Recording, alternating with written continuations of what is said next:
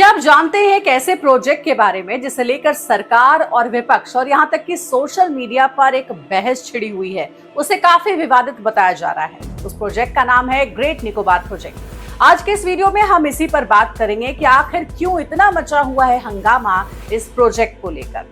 भारत सरकार की महत्वाकांक्षी ग्रेट निकोबार परियोजना इन दिनों विकास और पर्यावरण के बीच बैलेंस को लेकर राष्ट्रीय बहस के केंद्र में है।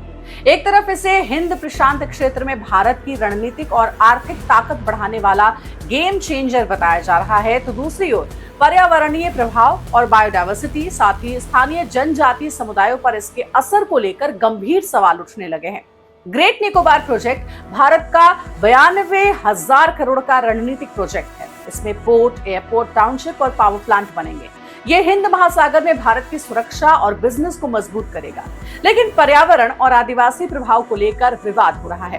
वैसे तो ये प्रोजेक्ट भारत को हिंद महासागर क्षेत्र में मजबूत बनाने के लिए बनाया गया है, लेकिन इस पर काफी विवाद हो रहा है।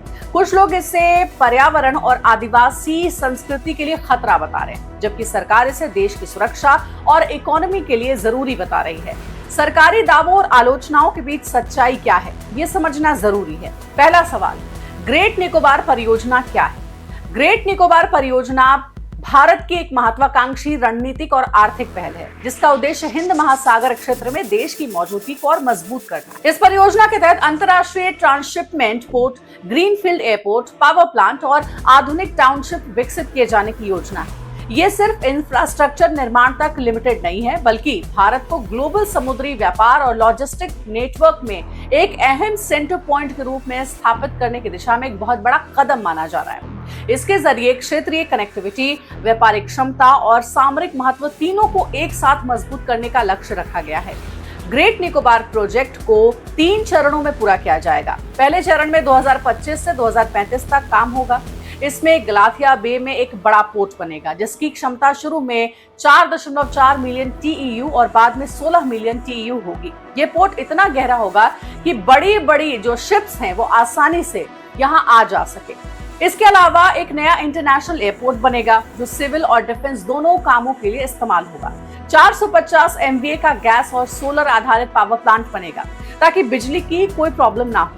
एक नई टाउनशिप भी विकसित की जाएगी, जिसमें घर, दुकानें और बाकी की सुविधाएं होंगी। कुल मिलाकर के 166 वर्ग किलोमीटर क्षेत्र में विकास होगा, जो पूरे अंडमान निकोबार के बहुत छोटे हिस्से के बराबर है। ये प्रोजेक्ट भारत के सागरमाला कार्यक्रम का एक हिस्सा है। सरकार का कहना है कि ये द्वीप को पर्यटन, व्यापार और सुरक्षा का हब बना देगा। दूसरा सवाल, इस प्रोजेक्ट का सबसे बड़ा आखिर उद्देश्य क्या है? इस परियोजना का सबसे बड़ा उद्देश्य भारत को वैश्विक समुद्री व्यापार में एक मजबूत और आत्मनिर्भर खिलाड़ी बनाना है।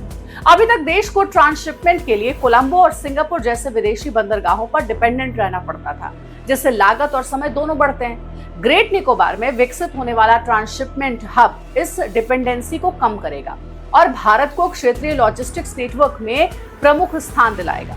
इसके साथ ही ये परियोजना व्यापारिक प्रतिस्पर्धा बढ़ाने, निर्यात क्षमता सुधारने और हिंद महासागर क्षेत्र में भारत की आर्थिक और रणनीतिक पकड़ मजबूत करने की दिशा में बहुत अहम माना जा रहा है। तीसरा सवाल, क्या ये परियोजना पर्यावरण को नुकसान पहुंचाएगी? देखिए, सरकार का कहना है कि कुल वन क्षेत्र का सिर्फ 1.82% हिस्सा ही परियोजना के लिए इस्तेमाल किया जाएगा, जबकि बाकी क्षेत्र वैसे ही रहेगा। इसके साथ ही पर्यावरणीय प्रभाव को कम करने के लिए विस्तृत प्रबंधन योजनाएं, वन्यजीव संरक्षण उपाय और निगरानी तंत्र लागू किए जाने का दावा किया जा रहा है। लेकिन सवाल यह भी है कि आखिर इतना विवाद क्यों हो रहा है?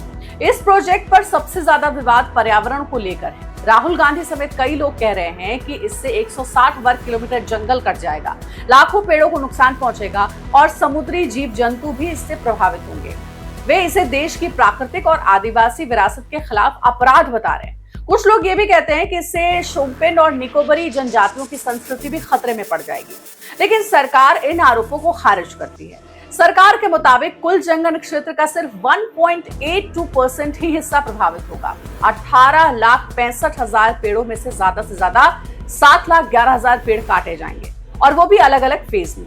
अधिकारियों की माने तो विकास और पर्यावरण के बीच बैलेंस बनाए रखने के लिए कड़े मानकों का पालन किया जाएगा। हालांकि विशेषज्ञों और पर्यावरण समूहों का ये कहना है कि द्वीप को संवेदनशील परिस्थिति को लेकर सावधानी जरूरी है। एक और सवाल है कि कितने पेड़ काटे जाएंगे और इसकी भरपाई कैसे होगी।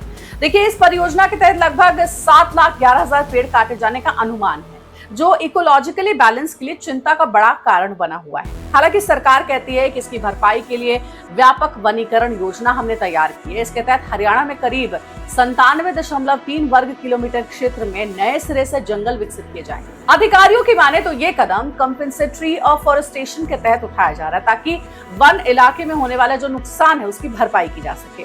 फिर भी जो एक्सपर्ट्स हैं वो सवाल उठा रहे हैं कि क्या एक अलग भौगोलिक क्षेत्र में किया गया वनीकरण सच में द्वीप की जैव विविधता की क्षति की भरपाई कर पाएगा। अगला सवाल, क्या परियोजना के लिए पर्यावरण मंजूरी मिली है? तो हाँ, ये परियोजना एनवायरमेंटल इम्पैक्ट असेसमेंट 2006 और अन्य नियमों के तहत मंजूर की गई है, जिसमें 42 सख्त शर्तें लागू। ग्रेट निकोबार परियोजना को पर्यावरण प्रभाव आकलन यानी EIA 2006 के प्रावधानों और दूसरी संबंधित नियमों के तहत मंजूरी मिली है। मंजूरी के साथ 42 कड़ी शर्तें तय की गई हैं, जिसका पालन करना अनिवार्य होगा। इन कंडीशंस में पर्यावरण संरक्षण, वन्यजीव सुरक्षा, कोस्टल रेगुलेशन और मॉनिटरिंग मैकेनिज्म से जुड़े प्रावधान शामिल हैं। सरकार का ये कहना है कि इन मानकों के जरिए विकास गतिविधियों को नियंत्रित किया जाएगा, ताकि पर्यावरणीय नुकसान को कम से कम रखा जा सके। एक बहुत महत्वपूर्ण सवाल कि भारत को क्या फायदे होंगे। ये प्रोजेक्ट भारत के लिए बहुत बड़ा रणनीतिक फायदा देगा। ग्रेट निकोबार मलक्का स्ट्रेट के काफी करीब है, जहां से दुनिया का 30% बिजनेस गुजरता है। यहाँ पर पोर्ट बनाने से भारत को विदेशी पोर्ट जैसे कि कोलंबो, सिंगापुर पर डिपेंडेंट रहने की अब जरूरत नहीं पड़ेगी। इससे भारत का पैसा बचेगा और राजस्व भी बढ़ेगा।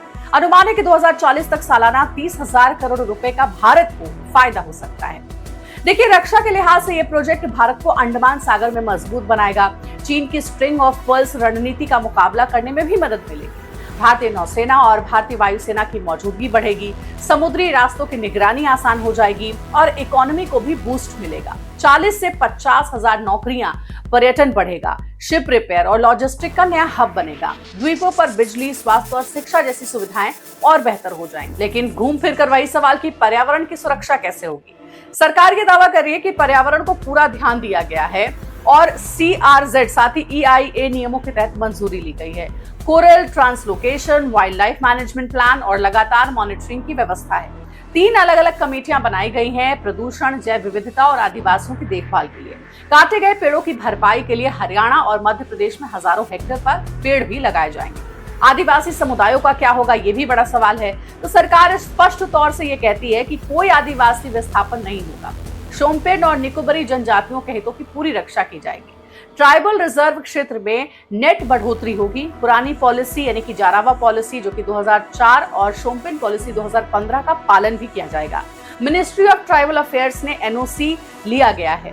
ग्रेट निकोबार प्रोजेक्ट विकास और पर्यावरण के बीच बैलेंस बनाने की कोशिश है। ये भारत को हिंद महासागर में मजबूत बनाएगा, लेकिन विवाद इसीलिए है क्योंकि कोई भी बड़ा प्रोजेक्ट इको सेंसिटिव जगह पर चुनौतियां लाता है। सरकार कहती है कि सभी मंजूरियां ली गई हैं, न्यायिक जांच हो चुकी है, निगरानी की पूरी व्यवस्था है।